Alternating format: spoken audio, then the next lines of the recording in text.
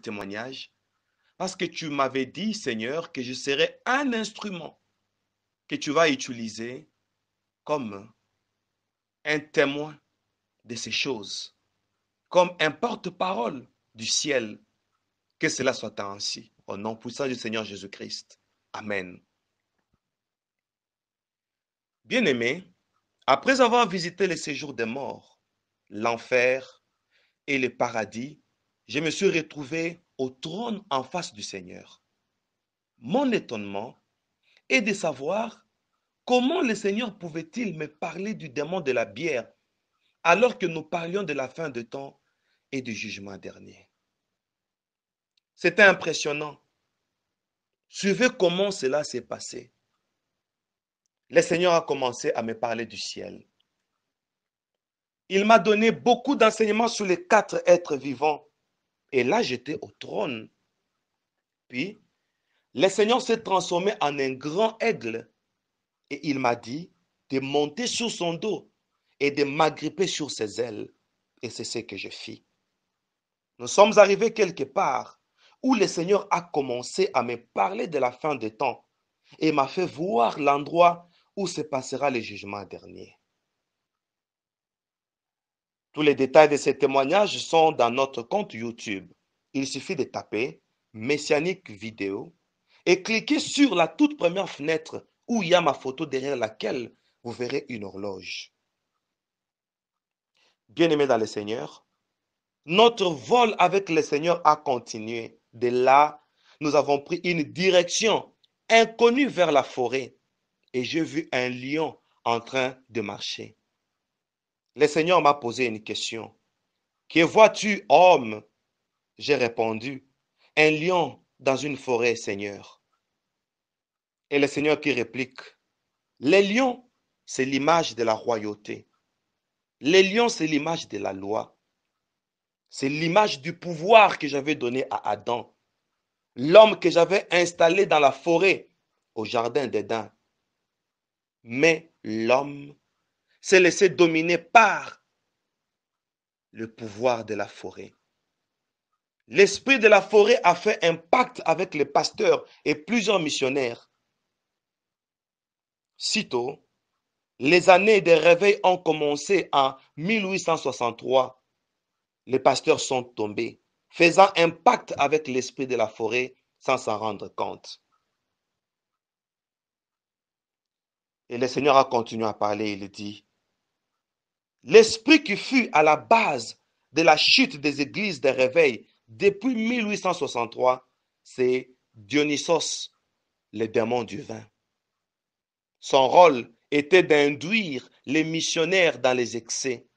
Mais eux ne savaient pas qu'en s'adonnant au vin, à la bière, aux liqueurs, ils seront animés de complexes de grandeur, enviant de grands immeubles, de costumes, de voyages et de vices. En prenant les boissons alcoolisées, leurs esprits s'étaient affaiblis jusqu'à être sollicités dans l'occultisme. Ils étaient manipulés, mais ils ne savaient pas. Dans ma parole, il est écrit, chers auditeurs, le Seigneur m'a donné Psaume, chapitre 23, verset 30 jusqu'à 32. Lisons la parole de Dieu. Pour ceux qui s'attardent auprès du vin, pour ceux qui vont déguster du vin mêlé, ne regarde pas le vin qui paraît de bon rouge, qui fait des perles dans la coupe et qui coule aisément. Il finit par mordre comme un serpent et par piquer comme un basilic. Et le Seigneur me posa cette question. Qui finit par mordre? Et lui-même répliqua, dans le vin, un démon y est. Son rôle est de mordre comme un serpent. C'est Dionysos. Sur quelques bouteilles d'alcool, vous verrez son effigie tenant une lance à la main. La lance qui symbolise pour eux le pouvoir sur la vie des victimes. Et ces victimes sont des buveurs de vin, de liqueurs et de bière. Et le Seigneur continue à me parler, il dit, Dionysos adhère dans les détails de la vie de ses victimes. Il veille sur leur sperme sur les laits maternels, sur leurs urines et sur leur sang. Par les urines, il travaille en collaboration avec les démons des urines, Lucifuge Rofocal, démons qui opèrent avec les sorciers pour lancer les mauvais sorts d'une forte dépendance au buveur. Avant de continuer, je lève le nom qui a été élevé au-dessus de tous les noms. Les noms devant lesquels tout genou fléchit, au ciel, sur la terre, sous la mer et sous la terre. C'est le nom de Jésus-Christ. Bien-aimé, le Seigneur continue à me parler, il dit, par les spermes, les victimes auront des enfants déjà possédés, d'autres animés depuis leur naissance d'un esprit de vice, des anomalies, de malformations congénitales et de multiples imperfections.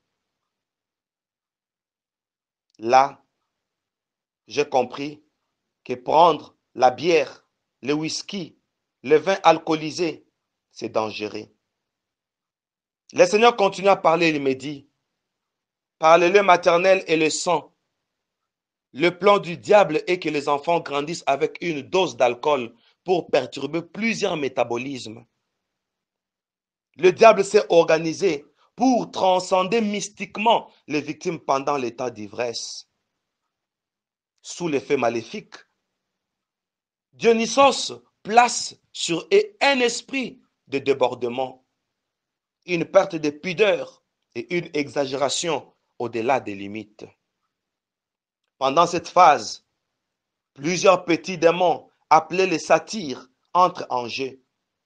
Ce sont des démons en forme de bouc venant du désert qui viennent donner aux victimes un esprit d'ivrognerie.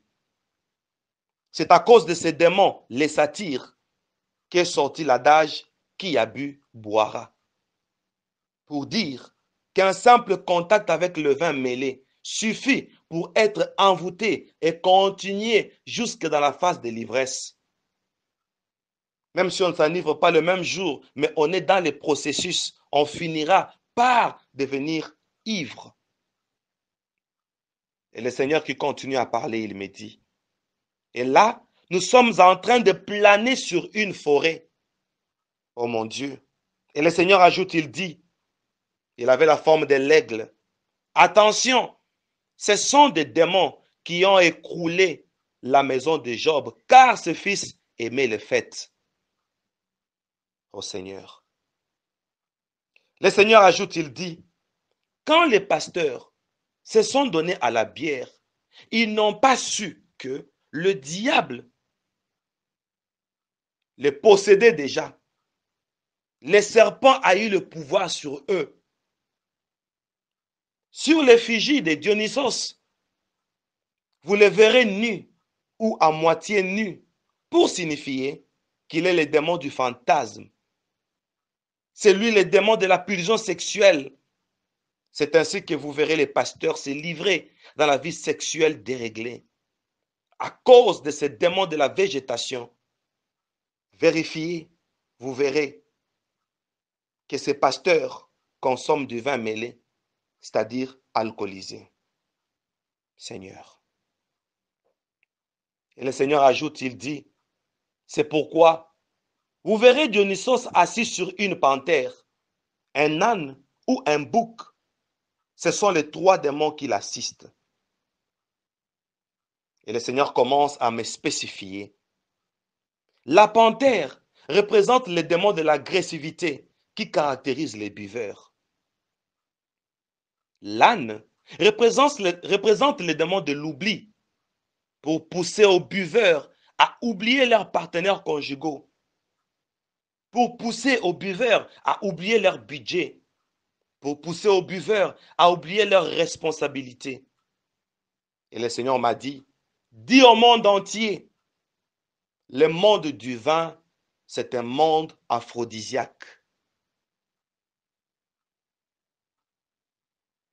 Dionysos est assis ou est à côté d'un bouc, et le bouc qui représente les satyres, démons qui apportent la dépendance et le principe du qui habille boira. Chers auditeurs, le Seigneur m'a donné le deuxième passage biblique qu'il a lui-même expliqué. En planant, il m'a donné Proverbe chapitre 23, le verset 29, qui dit, pour qui les pour qui les hélas, pour qui les disputes, pour qui les plaintes, pour qui les blessures sans raison, pour qui les yeux rouges, pour ceux qui s'attardent auprès du vin, pour ceux qui vont déguster du vin mêlé. Et le Seigneur m'a dit, les preneurs de vin se retrouvent avec des blessures sans raison. D'où viennent-elles? De la morsure du serpent, comme dit au premier passage. Les serpents profitent par mordre ses victimes au moyen du vin. Et le Seigneur ajouta, tu diras au monde entier que c'est ça la réponse à la question de Jérémie. Et il m'a donné Jérémie chapitre 8, versets 21 à 22, qui dit, je suis brisé par la douleur de la fille de mon peuple. Je suis dans la tristesse. L'épouvante me saisit. N'y a-t-il point de baume en Galade? N'y a-t-il point de médecin? Pourquoi la guérison de la fille de mon peuple ne s'opère-t-elle pas?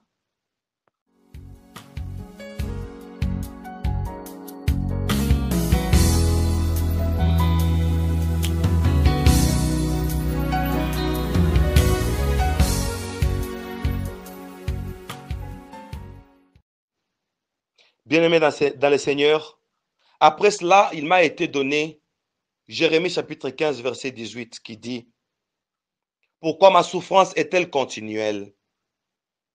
Pourquoi ma plaie est-elle douloureuse? Et ne veut-elle pas se guérir? Bien-aimé, ainsi dit le Seigneur, la prophétie parle de la plaie sans médecin. Et le Seigneur ajoute, il s'agit de la prophétie sur la morsure du serpent caché dans le vin. Ce serpent-là fait que l'on ait des blessures sans raison. Là, c'est très important. Blessures sans raison, c'est-à-dire, on se retrouve blessé. On sent la douleur, mais on ne connaît pas la source. Alors que le serpent qui est caché dans le vin, l'esprit de Dionysos, c'est lui qui fait ça. Et la Bible ne nous permet même pas de regarder le bon rouge du vin qui paraît dans la coupe. Dedans, il y a un serpent qui mord. Dans le vin, il y a un serpent. Le vin apporte la souffrance. Le vin livre ses victimes à Dionysos. Et là, je profite pour lancer un appel de délivrance pour celui qui s'est senti interpellé. Attention sur votre vie. Aujourd'hui, vous devez libérer l'esprit de Dionysos, les chasser. Et pour tout contact, l'indicatif plus 243 82 36 111 24.